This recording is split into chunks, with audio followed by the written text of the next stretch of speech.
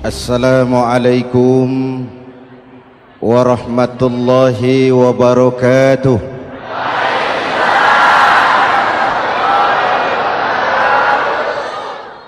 Alhamdulillah wassalatu wassalamu ala Rasulillah Sayyidina Muhammad ibn Abdullah wa ala alihi wa sahbihi wa mawala, amma ba'du.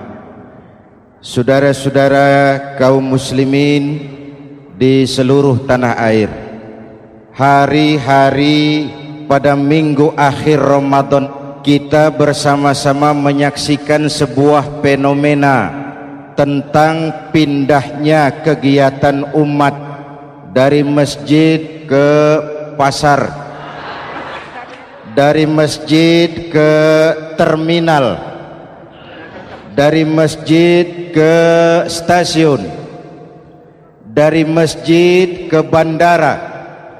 Apa boleh buat, itulah wajah kita. Bahwa lebaran artinya mudik, bahwa lebaran artinya baju baru dan makanan. Lebaran berbeda dengan Idul Fitri. Lebaran adalah tradisi yang setiap kita boleh ikutan. Siapa saja boleh ikut lebaran, tapi tidak tiap orang bisa merayakan Idul Fitri. Mau puasa atau tidak puasa boleh lebaran, tidak dilarang sama petugas keamanan. Mau ibadah Ramadan atau tidak melaksanakan ibadah Ramadan boleh ikut lebaran, tapi tidak berarti merayakan Idul Fitri, karena selalu ada kos dari apa saja yang kita lakukan. Saya mau cerita, mau dengar nggak? Ada dokter gigi, dokter baru. Satu sore praktek, pasiennya 4 orang nunggu duduk jejeran. Dipanggil pasien pertama, diperiksa, berlubang giginya, dicabut tanpa dibius. Namanya dokter baru. Pasien ini teriak, aduh sakit dok, tidak kuat, sakit. Teriakannya keras sekali. Pasien yang 3 orang yang nunggu gemeter, lari semua. Sudah saya dicabut, diobati, selesai, tanya, sudah selesai dok? Sudah mas. Berapa biayanya? 200.000. Loh, biasanya kan 50.000, kok 200.000? Biasanya sih memang 50.000, tapi siapa suruh kau teriak? Yang 3 lari.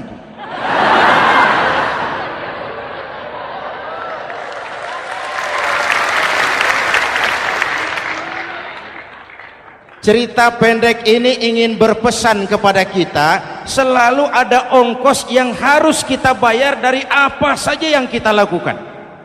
Mau ibadah atau tidak, mau jadi orang baik-baik atau jadi bajingan paling tengik, mau berbuat salah atau berbuat soleh, selalu ada kosnya, selalu ada ongkosnya. Kita bicara kembali kepada fitrah, Idul Fitri. Bagaimana caranya? Pertama saya ingin mengutip bagian pendek dari ayat 185 Al-Baqarah. Walitukmilul iddata walitukabbirullaha ala ma hadakum wala'allakum tashkurun. Ada 4 hal dari cuplikan ayat pendek ini. Pertama, walitukmilul iddata, hendaknya engkau sempurnakan jumlah bilangan hari puasamu. Berpuasa sebulan penuh.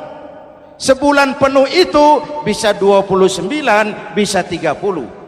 Pak, kalau beda pendapat bagaimana? Ada yang lebaran tanggal 5, ada yang lebaran tanggal 6. Hadirin, bagi yang punya kemampuan berijtihad, silahkan melakukan ru'yatul hilal. Bagi yang tidak, lebih aman ikut pesan Nabi. Apa pesan Nabi? Fa iza ikhtalaftum fa alaikum bisawadil a'zam ma'al haqqi wa ahlihi. Kalau kamu berbeda pendapat, ikut golongan terbanyak yang benar dan ahlinya. Jadi walaupun banyak, kalau tidak benar dan bukan ahlinya, tidak usah ikutin. Banyak benar dan ahlinya. Contoh, 100 insinyur berbeda pendapat dengan 10 kiai tentang doa kunut. Yang diikuti pasti 10 kiai, bukan 100 insinyur. Betul? Atau sebaliknya, 10 insinyur berbeda dengan 100 kiai tentang konstruksi jembatan. Yang diikuti tentu 10 insinyur, benar dan ahlinya. Maka yang paling aman, kita punya departemen agama. Departemen agama punya ahli dari MUI, dari Nahdlatul Ulama, dari Muhammadiyah, dari Al-Wasliyah, dari Syarikat Islam, dikumpulkan melakukan ru'yatul hilal. Yang paling aman, dengeri saja pengumuman Departemen Agama.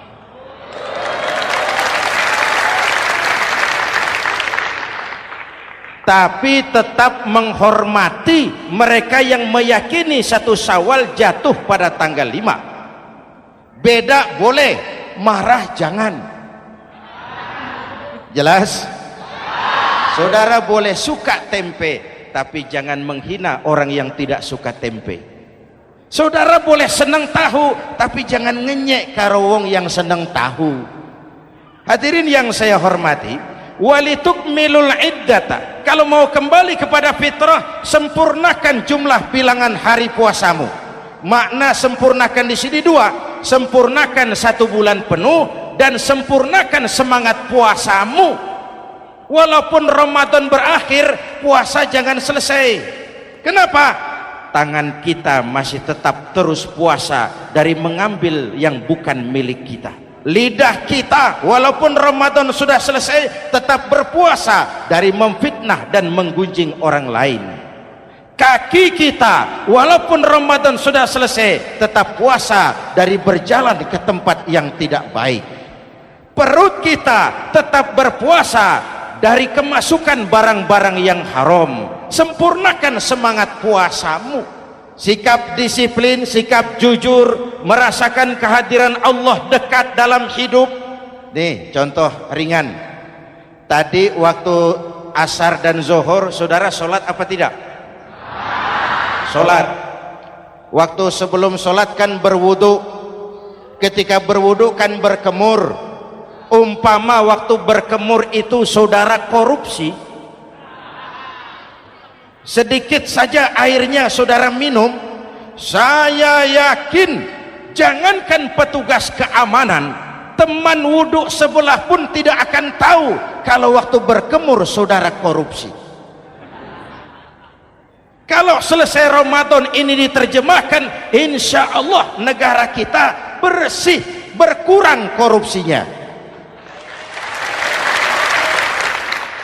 Hadirin yang saya cintai, saya kembali kepada pesan Al-Baqarah 185 tadi. Walitukmilul iddata, sempurnakan jumlah bilangan hari puasamu. Puasa sebulan penuh dan kemudian lanjutkan semangat Ramadan. Disiplin, merasakan diri di bawah pengawasan Allah. Sekarang ini Allah ditekan. Kita iman dalam ucapan tapi sekuler dalam perbuatan. Tuhan cuma ada di masjid, di kantor Tuhan hilang, maka korupsi merajalela.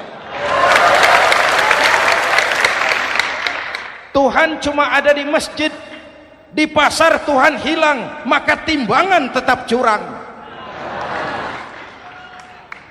Iman dalam ucapan tapi sekuler dalam perbuatan. Kalau jiwa dan semangat Ramadan kita bisa terapkan, insya Allah korupsi akan berkurang. Sekarang kan kita prihatin, yang tadinya teriak-teriak wong cilik malah ribut rumah mewah. Yang tadinya teriak-teriak rakyat kecil, sekarang malah ribut soal villa 5 miliar. Ini kan menyedihkan, memilukan dan memalukan. Tidak punya sense of crisis. Nah, saya juga nggak tahu apa itu. Udah dengerin aja, kenapa sih? Usil bener. Padahal ekonomi kita masih terpuruk, lapangan kerja sulit, jumlah pengangguran rata-rata 2 juta orang per tahun, lapangan kerja baru sulit terbuka karena investor jangankan yang dari luar mau masuk, yang di dalam siap-siap keluar. Terakhir kita dengar Sony, pabrik elektronik besar, mau cabut lagi, pindah invest ke Taiwan, menyusul pabrik silet yang di Ciputat itu. Ketika ditanya apa investasi di Cina lebih murah, tidak, dia bilang lebih mahal, cuma lebih pasti. Di Indonesia murah, cuma mejanya kebanyakan, biaya siluman, namanya siluman gak karu-karuan, keluar uang banyak, urusan tidak pasti, capek. Disahkan undang-undang penyiaran yang justru ditolak oleh masyarakat penyiar sendiri. Industri penyiaran bakal kolaps karena sekarang ini boro-boro mereka industri televisi mau break even point, mau pulang modal, dengan ke depan bisa bangkrut. Akibatnya bisa kita pastikan, jumlah pengangguran makin bertambah. Hadirin yang saya hormati, kita memang setuju jangan terlalu mengadopsi siaran-siaran televisi dari luar, kita harus punya filter. Tapi pada sisi yang sama, kita juga harus memperhatikan lapangan kerja buat rakyat kita ini. Walitukmilul iddata, sempurnakan jumlah bilangan hari puasamu. Kalau jumlah hari puasa sudah sempurna, tuntunan yang kedua dari Al-Quran, walitukabbirullah, hendaknya engkau agungkan nama Tuhanmu. Takbiran. Takbiran itu bisa sendiri, bisa berjamaah, bisa di rumah, bisa di masjid, bisa di surau, bisa dengan pawai keliling, asal dilaksanakan dengan tertib dan tidak mengganggu lalu lintas umum. Prakteknya yang terjadi, pawai keliling itu mengganggu ketertiban umum, perang petasan, mengganggu lalu lintas. Terjadi macam, ada yang takbiran bawa bendera partai. Innalillahi wa inna ilaihi rajiun. Ini takbir politik. Hadirin yang saya hormati, kalimat takbir dalam kondisi kita, saya ingatkan kepada satu ungkapan Bung Tomo. Bung Tomo, pelaku sejarah, tokoh 10 November yang dikenal sebagai Hari Pahlawan, dalam satu pidatonya saya ingat pernah berkata, andai kata tidak ada kalimat takbir, ini ungkapan Bung Tomo, andai kata tidak ada kalimat takbir, saya tidak tahu dengan apa saya harus menggerakkan putra-putra terbaik bangsa untuk bangkit berjuang melawan penjajah.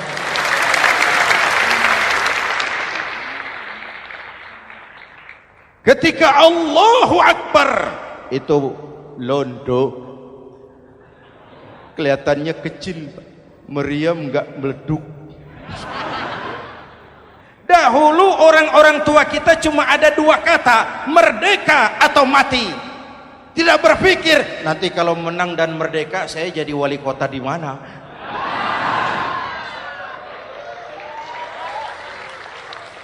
Kalimat takbir, bangsa ini harus bangkit dari keterpurukan. Bangsa ini harus bangkit mengejar ketinggalan-ketinggalannya. Bangsa ini tidak boleh terpuruk terus, dan semangat takbir harus menjiwai kita. Tidak ada capek dalam perjuangan, tidak ada puas dalam upaya. Keberhasilan cuma pengantar ke arah keberhasilan yang lebih baik lagi. Walitukabbirullah, hendaknya engkau agungkan nama Tuhanmu. Nama Allah menjadi motivasi besar dalam kehidupan kita. Ini pesan Quran Al-Baqarah 185. Pesan kedua, setelah sempurnakan jumlah bilangan hari puasamu, agungkan nama Tuhanmu. Takbiran. Kalimat takbir sendiri kalau kita lihat pada kalimatnya ada kata la ilaha illallah wahdah sadaqa wa'dah wa nasara 'abdah wa a'azza jundah wa hazamal ahzaba wahdah.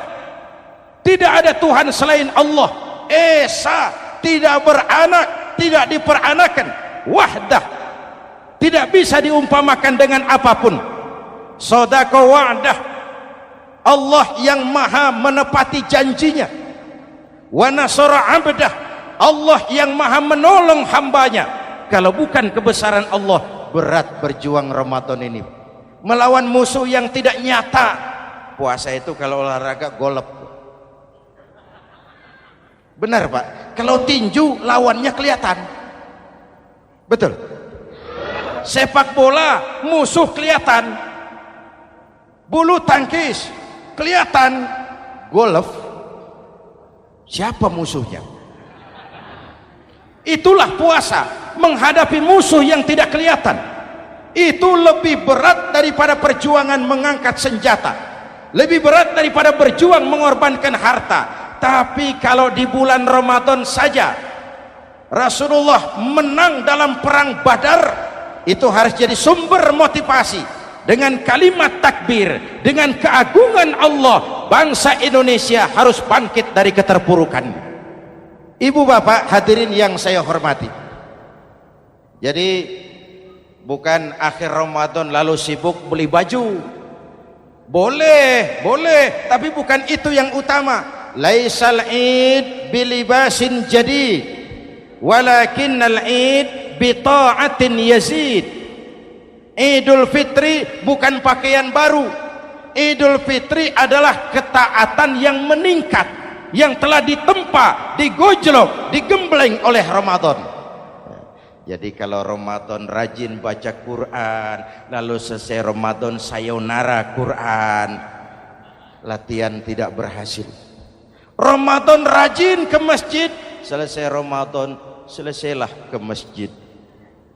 Awal Ramadan full house sampai ke halaman, akhir Ramadan cuma imam berdua tikar. Masjid kembali senyap, padahal masjid adalah pusat kegiatan umat. Saudara lihat dari sejarah, ketika hijrah ke Madinah, Rasul singgah di Kuba. Apa yang beliau lakukan? Membangun masjid.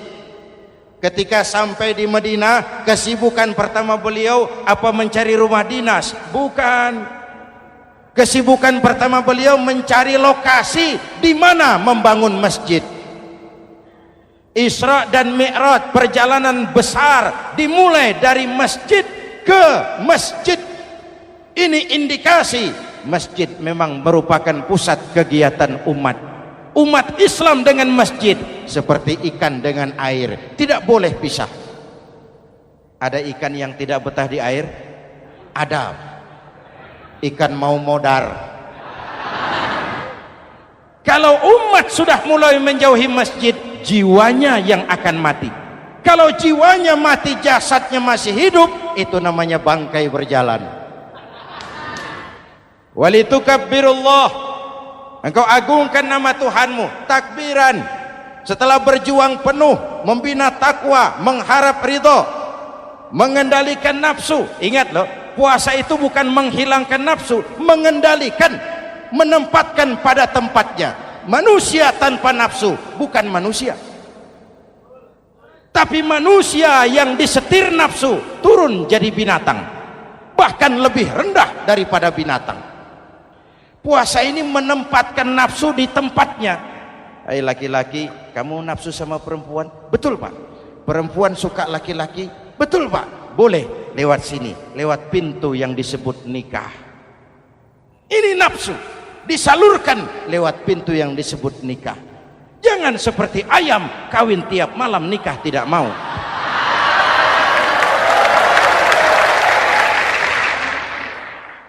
Hai manusia, nafsu kepada materi, kepengen kaya? Iya Pak, boleh. Usaha yang halal, jual beli yang halal. Wa ahallallahu al-bai'a wa harrama riba. Allah halalkan jual beli. Jangan ingin kaya lalu makan renten, ingin kaya lalu korupsi, ingin kaya lalu buka peternakan tuyul. Manusia ingin berkuasa, boleh, tapi tetap punya etika dan moral. Jangan ingin berkuasa lalu fitnah, ingin berkuasa lalu mengadu domba orang, ingin berkuasa lalu menghalalkan segala cara. Puasa menempatkan nafsu pada tempatnya. Manusia yang dikendalikan nafsu lebih puas daripada binatang. Saya punya ungkapan lama, sebuas-buasnya kerbau makanannya tetap rumput. Saya belum pernah dengar ada kerbau terlalu buas lalu makan roti. Betul? Tapi manusia kalau sudah dikendalikan nafsu, manusia bukan cuma makan nasi, aspal, semen, kertas, minumnya solar, jauh lebih buas daripada binatang. Inilah puasa, arep nguwongke wong, agar manusia itu jadi dirinya, fitrahnya, jangan dikendalikan oleh nafsu. Kita ini sudah diciptakan fi ahsani taqwim. Masya Allah. Presented by The Integral CJ's Management.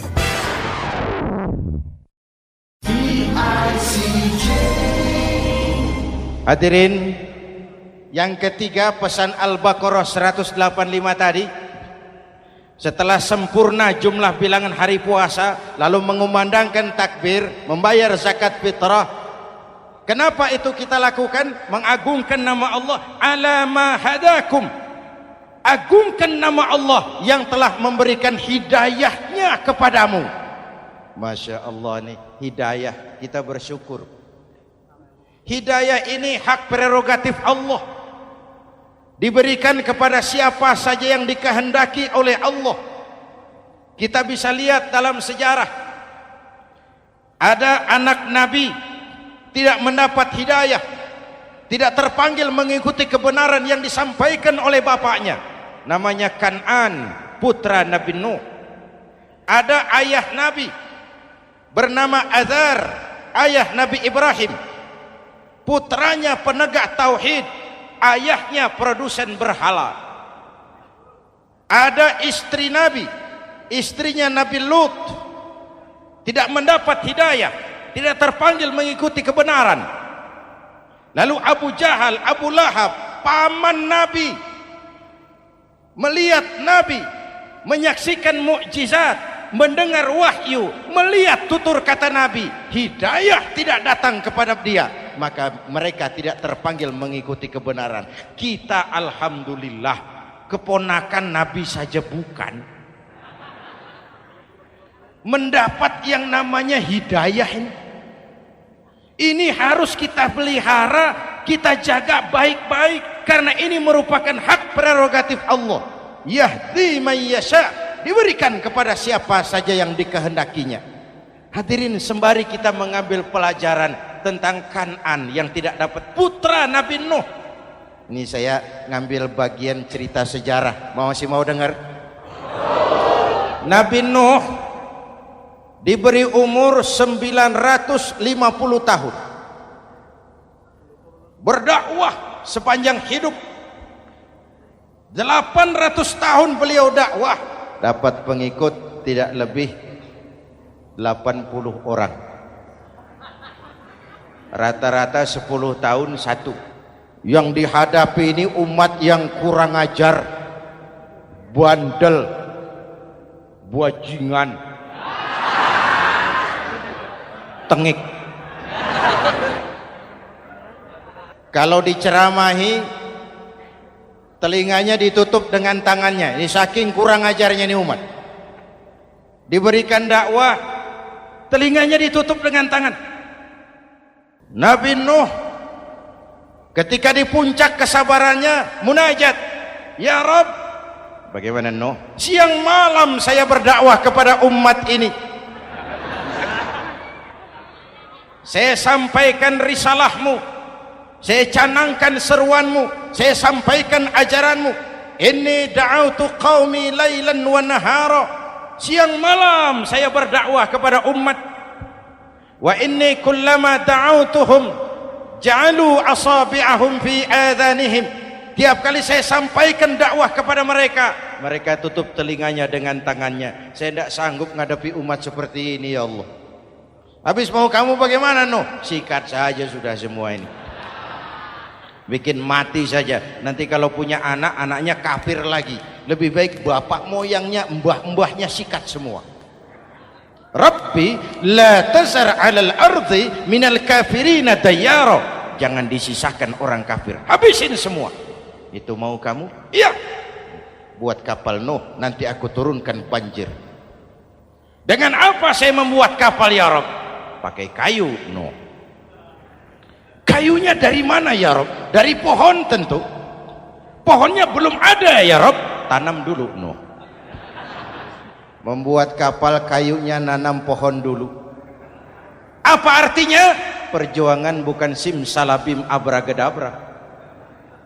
Perjuangan bukan makan lombok, ini hari dimakan, ini hari pedas.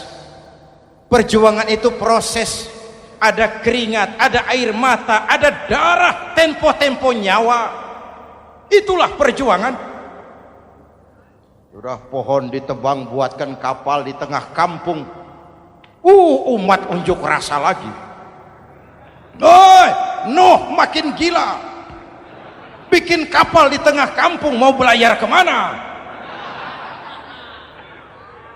Selesai Nuh, selesai ya Rabb. Naik. Orang-orang yang beriman bersamamu, naik. Binatang serba sepasang, naik. Naik Nuh, naik. Orang beriman, naik. Binatang serba sepasang. Gerimis mulai turun. Setelah kapal semua terisi, Nabi Nuh kontrol. Sudah naik semua? Sudah. Nuh, Mas Bejo ada? Ada. Bawa Painem, naik sudah, masuk. Oke. Kan'an anak saya ikut tidak naik kapal. Kami tidak lihat, Nuh. Turun ke bawah. Ada Kan'an. Kami tidak lihat, Nuh. Naik ke atas buritan. Kelihatan Kan'an tidak ikut naik kapal. Kumpul bersama orang kafir di daratan. Inilah potret kehidupan. Kumpul dengan orang-orang kafir. Berapa banyak anak-anak kita tidak mau ikut orang tuanya ke masjid, kumpul dengan orang-orang kafir di tempat maksiat. Nuh karena sayang kepada anak, dari atas kapal memanggil, ya bunayya rkam ma'ana.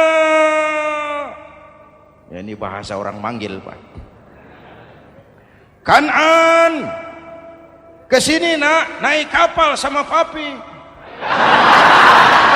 Ini terjemahan bebas. Jawab Kan'an di bawah, tidak mau Pak, saya di sini saja. Jangan nak, Allah sedang murka, akan turun banjir. Kalau datang banjir Bapak, sa'awi ila jabalin ya'simuni minal ma'. Saya akan naik ke gunung tinggi yang bisa menyelamatkan saya dari banjir. Kan'an naik ke gunung tinggi, gunung pun tenggelam dihantam banjir.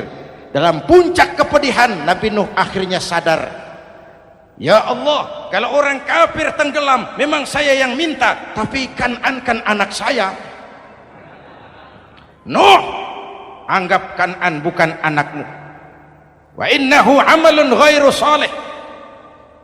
Nuh sadar, akhirnya bilang, ana urid wa anta turid wallahu fa'alun lima yurid. Aku punya kemauan, kau Kan'an punya kemauan, Allah juga punya kemauan. Kemauan Allah lah yang akhirnya jadi kenyataan. Nek sekarang juga kita ngadepi musim banjir. Bukan banjir air saja, banjir peradaban-peradaban yang masuk ke negeri kita. Banjir maksiat, banjir munkarot. Kalau kita sudah ke masjid, kita sudah naik kapal, tolong kontrol anak-anak kita. Tolong kontrol tetangga kita. Ayo naik kapal, banjir.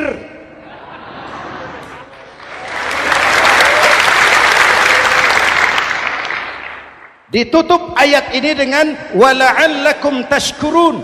Atas hidayah yang diberikan kepada kita, kita bisa melaksanakan ibadah Ramadan, bisa takbiran, dan diakhiri dengan ungkapan tasyakkur. Tasyakkur dan tafakkur, mensyukuri nikmat. Saya berulang kali mengingatkan, nikmat bisa berubah menjadi azab, kalau kita tidak pandai mensyukurinya. Bayangkan Pak, tahun 87-an kita itu jadi negara yang berswasembada pangan. Beras kita cukup untuk rakyat kita. Sekarang kita jadi pengimpor beras terbesar.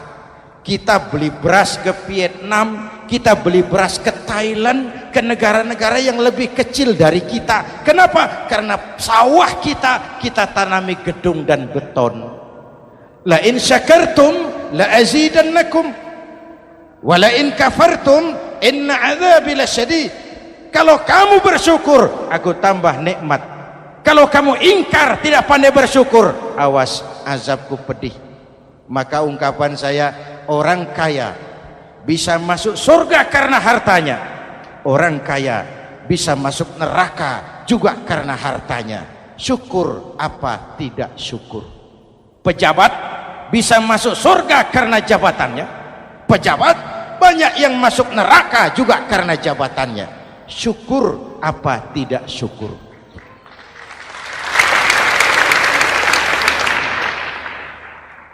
Orang alim, kiai bisa masuk surga karena ilmunya. Orang alim pun bisa masuk neraka lebih dulu dari penyembah berhala juga karena ilmunya. Syukur apa tidak syukur? Kasih jabatan sebagai pemimpin lalu menyadari sayyidul qaumi khadimuhum. Pemimpin suatu umat adalah pelayan bagi umat itu. Pelayan harus melayani, bukan minta dilayani. Selama ini kita memandang jabatan itu jalan pintas menuju kaya. Jabatan itu artinya kekuasaan dan fasilitas, maka yang lahir rampok-rampok baru.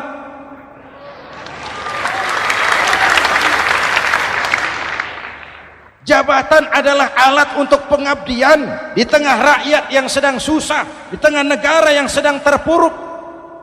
Kita memerlukan pemimpin-pemimpin yang sadar sayyidul qaumi khadimuhum. Pemimpin suatu kaum adalah pelayan bagi kaum itu sendiri.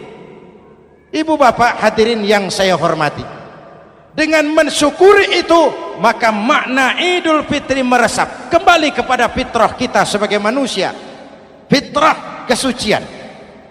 Secara sederhana orang gambarkan kembali kepada fitrah seperti bayi baru dilahirkan oleh ibunya, bersih, suci, tanpa dosa, lantaran sudah dibersihkan oleh ibadah Ramadan.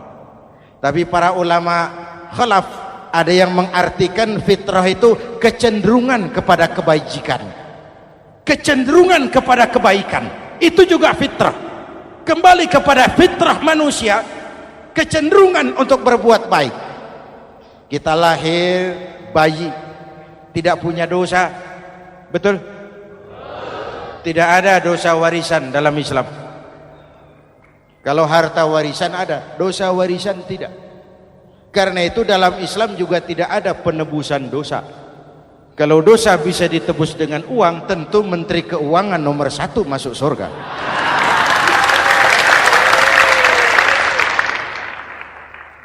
Dosa dalam Islam ditebus dengan taubat, langsung kepada Allah, sonder calo. Hadirin yang saya hormati, kembali kepada fitrah seperti bayi baru dilahirkan oleh ibunya, bersih, tidak punya dosa kepada Allah lantaran sudah dibersihkan oleh ibadah Ramadan. Soalnya kemudian kita kan tidak hanya bersalah kepada Allah, kita ini juga bergaul dengan sesama manusia, betul? Sebuah hadis, sahabat ditanya oleh Rasul, atadruna manil muflis? Saudara-saudara tahu kamu siapa orang yang bangkrut? Oh Rasul, orang bangkrut yang tidak punya uang, orang bangkrut yang tidak punya harta. Salah kata Rasul, innal muflisa min ummati, yang bangkrut dari golongan umatku, yang besok di hari kiamat datang menghadap Allah dengan membawa pahala solat, membawa pahala zakat, membawa pahala haji, membawa pahala sedekah pada satu pihak.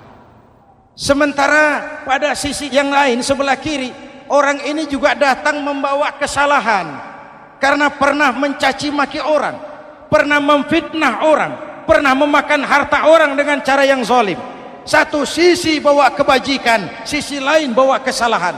Kalau ini yang terjadi, bagaimana nasib kita? Kata Nabi, Tuhan, ini pahala solat saya, ini solat yang wajib, ini yang sunnah, rawatibnya, nawafilnya. Datang orang, sebentar Tuhan, apa? Dia memang rajin solat, tapi saya pernah dicaci maki, hancur nama saya, remuk hati saya. Di dunia saya tidak bisa membalas karena dia lebih berkuasa. Sekarang saya menuntut keadilan. Betul? Iya Tuhan. Sini pahala solatmu, kasih orang yang kau caci maki. Tuhan, ini pahala puasa saya, yang wajib Ramadannya, sunnah 6 hari Syawalnya, Senin Kemisnya. Ini Tuhan. Datang lagi, sebentar Tuhan. Kenapa? Dia memang rajin puasa, tapi saya pernah difitnah tanpa benar, dicorengkan arang ke dahi, hancur nama saya karenanya. Saya menuntut keadilan karena di dunia waktu itu cuma banyak pengadilan, tapi tidak ada keadilan. Benar? Benar. Ini pahala solatmu, kasih orang yang kau fitnah. Tuhan, ini pahala zakat saya. Datang lagi, Tuhan, dia memang suka zakat, tapi korupsinya lebih besar dari zakatnya. Nuntut keadilan. Sini pahala zakatmu kasih. Kalau habis pahala kebaikan, orang yang menuntut masih banyak, diambillah dosa orang yang kita sakiti, diberikan kepada kita. Pahala dipreteli, dosa diberikan. Apa enggak bangkrut? Ibarat orang dagang, modal habis, tagihan hutang datang terus. Kenapa? Orang ini cuma baik hubungannya kepada Allah, tapi tidak baik hubungannya dengan sesama manusia. Karena itu dalam konteks dengan fitrah, manusia makhluk yang fitrah. Apa fitrah itu? Pertama, manusia makhluk yang bertuhan, itu fitrah. Mengingkari Tuhan, mengingkari fitrah. Yang kedua, manusia makhluk sosial, zon politikan, itu fitrah. Kita tidak bisa hidup sendiri. Betapa dan siapapun kita memerlukan yang lain. Maka nuansa Ramadan intinya adalah silaturahmi. Nuansa Idul Fitri silaturahmi antar sesama kita. Ada baiknya saya ingatkan lagi sebuah hadis. Masih mau dengar? Selesai sholat Id, sahabat mendengar Rasul mengucapkan amin 3 kali. Amin, amin, amin. Ya Rasul, ada apa? Tadi turun Jibril selesai sholat, mau berdoa. Muhammad, aku mau mohon kepada Allah, mau kau aminkan? Silahkan Jibril. Jibril doa, Rasul amin. Doanya 3 macam permohonan, maka Rasul 3 kali mengucapkan amin. Kalau sudah Jibril yang doa, Rasul yang amin, apa iya doanya ditolak? Apa isi doanya? Yang pertama, ya Allah, doa malaikat Jibril, hari ini 1 Syawal, waktu itu doanya, saya mohon kepadamu, jangan engkau terima puasa dan ibadahnya anak yang durhaka kepada ibu bapaknya. Rasul mengucapkan amin. Renungan buat kita. Itu sebabnya barangkali sesibuk-sibuk di Jakarta masih mau mudik nemui orang tua. Yang kedua, ya Rabb, saya mohon kepadamu, jangan engkau terima puasa dan ibadahnya istri yang durhaka kepada suaminya. Amin. Kedengaran Bu? Ada ibu-ibu tanya, Pak, kalau suami yang durhaka sama istrinya bagaimana? Hadisnya tidak menjelaskan itu, Bu.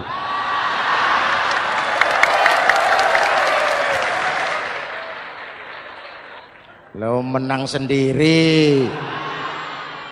Yang jelas suami itu presiden rumah tangga, dimintakan tanggung jawab tentang istrinya. Nah istri swargo manut neraka kadut. Ketika pulang Isra Mi'raj saja Rasul bercerita, aku diperlihatkan neraka. Neraka ya Rasul? Iya. Lalu aku lihat isinya kok kebanyakan perempuan. Perempuan. Laki bagaimana? Laki juga tidak sedikit. Cuma kebanyakan perempuan. Ya Rasul, apa mereka tidak sholat? Sholat. Apa mereka tidak ngaji? Oh, rajin mereka sama suaminya. Kenapa banyak mereka di sana? Rasul senyum dan menjawab, hunna yakfurnal asir. Umumnya perempuan kurang bisa terima kasih sama suaminya.